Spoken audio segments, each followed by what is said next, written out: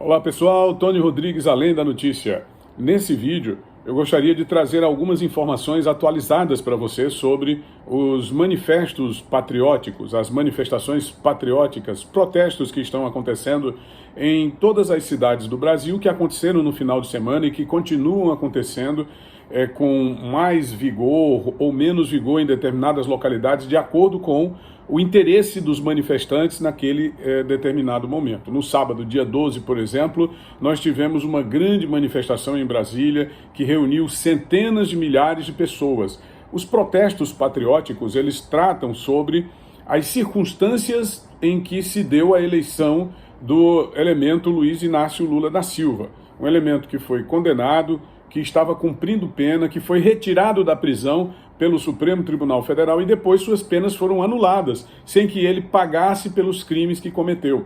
Então os protestos, eles tratam primeiramente disso, da violação do Estado Democrático de Direito, da insegurança jurídica imposta por essa situação. Em outro momento, nós temos o artigo 5º da Constituição Federal, que vem sendo constantemente violado de acordo com os manifestantes pela autoridade do Poder Judiciário, que tenta a todo modo, a todo custo, impedir que os protestos se realizem. Em Brasília, por exemplo, foi determinado que os manifestantes desobstruíssem as vias públicas e até voltassem para casa. Ora, voltar para casa é uma determinação arbitrária, é um estado de arbítrio, e não é o Estado que preconiza a Constituição Federal do nosso país, no seu artigo 5º, que diz que todos têm direito à livre manifestação, desde que realizada ordeira e pacificamente. É o que está acontecendo. Não tivemos notícia de agressão, não tivemos notícia de depredação do patrimônio público, de violação ao direito de ninguém ir e vir, porque os próprios manifestantes realizaram os seus protestos permitindo que ambulâncias, ao contrário, tá?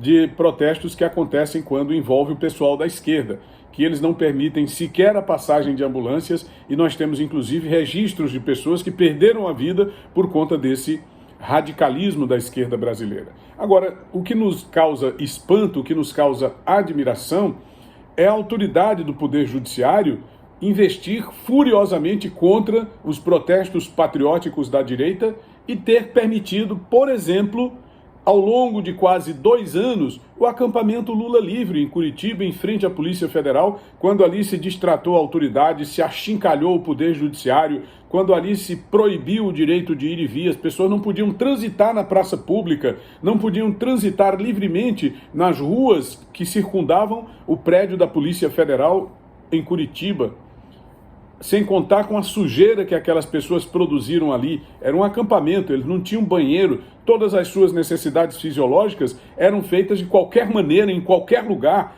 Houve relatos, e eu mesmo recebi vários relatos de pessoas residentes em Curitiba, de pessoas que residiam no entorno da Polícia Federal de Curitiba, tratando sobre essa agressão, sobre essa sujeira, o emporcalhamento das vias públicas daquela cidade. Ninguém disse nada, ninguém fez nada, agora está investindo contra os protestos patrióticos. Nesse final de semana, os ministros do Supremo Tribunal Federal, essa aqui é a mais interessante de todas, foram a Nova York, nos Estados Unidos, falar sobre democracia, veja bem, democracia e Estado de Direito.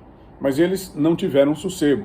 Os manifestantes os acompanharam, os manifestantes disseram ao mundo realmente o que eles fizeram com a democracia brasileira, o que eles fizeram com a sociedade brasileira nesse processo eleitoral que foi encerrado agora em outubro, e logicamente que houve algumas reações, né? Teve o caso do ministro Alexandre de Moraes, que saiu de um evento porque colocaram lá um objeto voador estranho e que causou perplexidade a todos. Ele se sentiu ameaçado e rapidamente saiu do evento. Teve o caso do ministro Luiz Roberto Barroso, que estava andando tranquilamente pela Times Square, quando foi impactado por uma senhora que disse o seguinte: olha, vocês não irão vencer, vocês já perderam e não irão vencer essa batalha.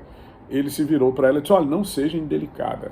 E teve ainda o episódio do restaurante Fasano, que foi fechado, é um dos restaurantes mais famosos de brasileiros em Nova York, e um dos mais caros do mundo também. Foi fechado para atender a corte brasileira que estava lá em Nova York proferindo essa palestra sobre democracia e Estado de Direito. Parece brincadeira, mas é verdade.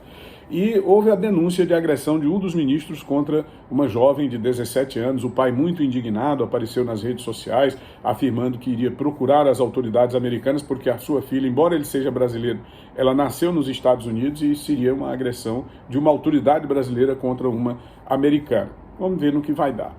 O Temer foi achincalhado, foi chamado de ladrão. O Gilmar Mendes também foi chamado de ladrão, não é? Eu digo achincalhado o termo, pelo uso do termo, mas que o protesto não teve agressão, ninguém tocou em ninguém, portanto é válido. E alguns dos seguranças tentaram empurrar manifestantes, mas foram rapidamente contidos. Olha, não toque em mim. Então esse é o fato, né? Os ministros, eles, em relação aos protestos patrióticos, todos eles, ou quase todos, foram cercados em Nova York por conta das manifestações. E continua a atuação dos manifestantes, estão previstos novos atos para as principais capitais brasileiras nesta terça-feira, dia 15 de novembro, que é o dia da proclamação da República. É uma das datas cívicas mais importantes da história brasileira.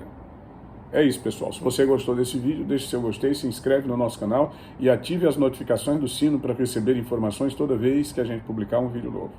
Tony Rodrigues, Além da Notícia.